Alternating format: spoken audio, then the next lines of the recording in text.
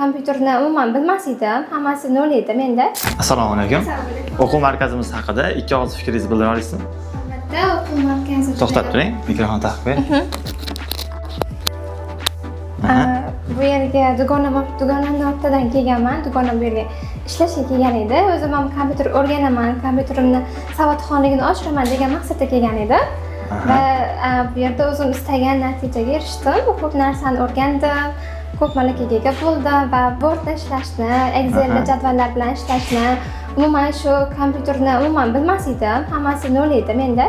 Keyin shunda Hasan ustoz asosan menga katta yordam berdi. Juda ham yaxshi tushuntirdilar. Ularga kattakon rahmat va bitta narsani aytgan bo'lardimki, bu yerdagi kollektivlar, hammasi jamoalar menga juda ham yoqqan.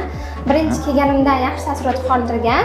Va hozirgacha ham juda ham zo'r. Auditoriyalari, juda ham ishchilarning muomalasi hammasi juda ham zo'r. Hammasi men o'zim kutganimdan a'lo bo'ldi desam mubolag'a bo'lmaydi. Agar tanishlarim mendan so'rashsa, shu yerni tavsiya qilgan bo'lardim albatta.